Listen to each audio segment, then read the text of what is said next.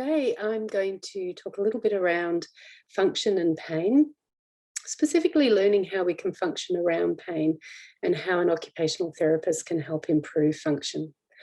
I'm Fiona Thomas. I'm a senior clinician occupational therapist at a Melbourne Metropolitan Pain Management Centre. And this is my area of particular interest. Before we sort of start to get into a little bit more around what that actually looks like, I guess one of the things that we sort of think about is, where does function sit within our lives? Why is it important? And I really like this quote by Fyodor Dostoevsky, in the sense of the mystery of human existence lies not in just staying alive, but in finding something to live for. And very much that's where function sits. Function helps us to survive and helps us to look after the basic needs in life, but it is also something that we do that gives us joy, it gives us purpose, and it gives a meaning to our lives. It helps support our own values and beliefs, and it can be significantly impacted with persistent pain. Another way of looking at it, and I know there are often different kind of models around the cycle of chronic pain and how it impacts. And for this purpose, I actually thought I'd use a cog type analogy. And if we look at the idea of surviving, and often, when patients sort of come to me around, the issues that they're having functionally, they really talk a lot about pain and how it dominates a lot of the things that they want to be able to do. So in this cog analogy of surviving, I've made pain the bigger cog, and it's the one of which all the other cogs depend and move around. And pain impacts on our general capacity and health. We start to move less, we feel more tense, we start to avoid pain by avoiding activity, and it gets bigger and bigger in its impact over time. And equally, there's a flow-on effect into our stressor levels and our arousal levels, and this impacts on our emotional states as well. And the combination of those two can feel a bit like getting stuck. They're not really moving off each other, but in fact blocking each other. And the overflow effect of that is also on our daily functional participation, so that people feel generally stuck in what they do, their pain feels stuck, their emotions feel stuck. And if we add to that the environment around them, if it's an environment that isn't supportive, that contributes to their pain experience, it's a bit like putting a sticky fluid between the cogs, so they stick even more. And I use this term as the idea of functionally or occupationally surviving. We're leading day at a time, but there is no growth moving forward. And as an occupational therapist, what we're trying to do is move people more to the thriving cogwheel. And in this one, it's function that becomes the very important cog on which the other ones move around. And within function, it's finding ways to maintain that daily participation despite pain being present. It's being creative, it's looking at options to improve performance, but the key thing is doing and then letting pain sit within that. The flow-on effect is that often people have more space for self-compassion and emotional care, and more space for their general capacity and health to grow. And again, if we think of supportive environments, these environments should be more like the lubricants that help the cogwheels move and maintain their movement. And that's really where we're trying to move people towards. So how does an occupational therapist view function? There are a number of different models, and we use the concept of occupational science to really inform our practice and our assessment and interventions. But essentially, we see occupation as being a very broad thing that people do, and it makes up their everyday activity. It relates to the person themselves, so what their own values and beliefs are, what their own roles and routines might be in their daily living and life, and the skills, strengths and capacity they bring. And they can be both physical, but they can also be emotional and cognitive, a broad range of things. We also look at the environment as well. So the environment around people, so their physical environment, where they live, where they function or work, their social and cultural environment, and even the organisational environments in which they function within. And then we look at occupation. And occupation we divide between three main areas. So those tasks that we do that help us in self-care, so that might be how we sleep, how we shower and dress, how we organise ourselves, our ability to drive and access the community. We also look at tasks that sit under productivity. So this can be work, but it also can be our carer roles, it can be voluntary roles, but where we're producing something. and our leisure roles as well. So this is the activities that give us joy, give us pleasure, help cultivate our interests.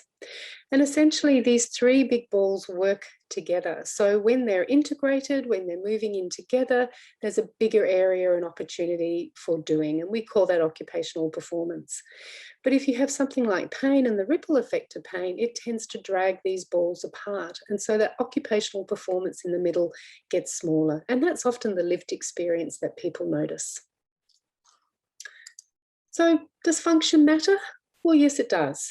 And certainly with the impact of pain, people can often feel stuck, a bit like this goat on the rock. It's hard to know, do I go forward, do I go backward? And in fact, it's a bit scary just to move at all. And so people lose confidence to move. They start to avoid pain by avoiding activity. They've noticed that their own capacities start to reduce over time. So they can't sit, stand, or walk as long. They feel a lot more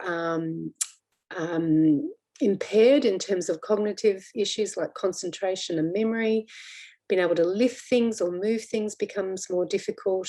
It's harder to reach to the extremes, high or low or forward. Their tolerance also changes. So a lot of patients will explain that noise feels really loud, they're lacking in energy. So there's this ripple effect in our overall capacity. People will often describe a disengagement from those everyday activities, including work and their social activities, things they might do around the house, their leisure activities.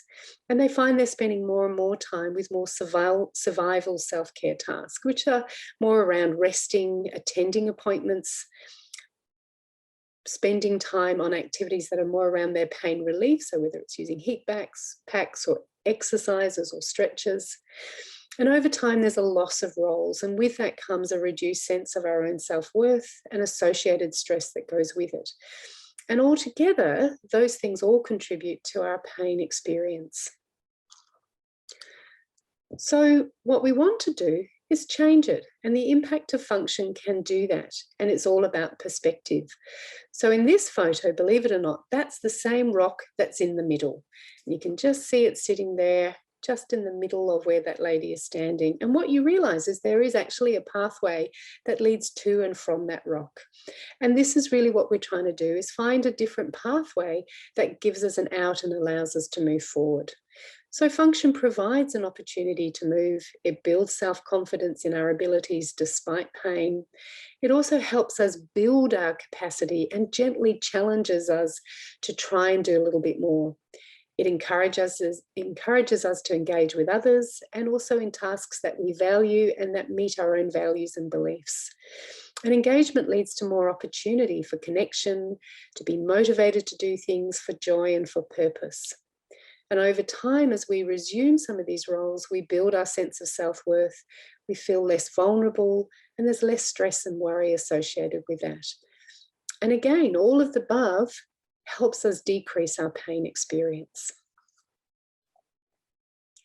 So how might an OT help? Well, an OT can work in multiple areas. And again, it's a bit like that cog analogy. It's trying to find different ways that allow the cogs to move more efficiently together. But there are three main areas that we might look at. One is changing the self. So what can we do with people in order to make them be able to function more effectively? So it might be education on pain neuroscience and the role that function plays on how we feel.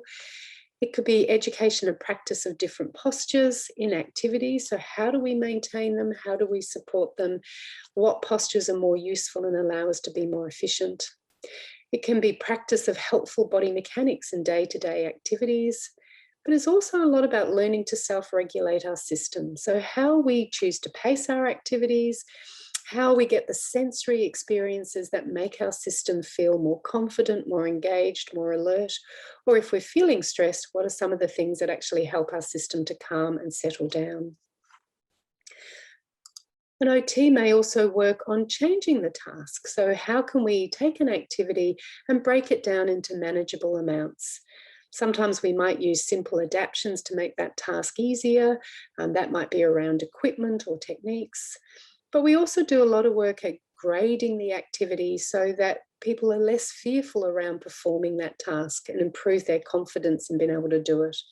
as well as creating new habits that support the completion of that task. So getting back into a normal everyday routine and habit of what you do. And then finally, the OT may also look at the environment around the person. So sometimes OTs work in people's homes or their workplaces. They might look at modifications such as rails or lowering or raising structures. So being able to modify the physical environment so it supports better functioning.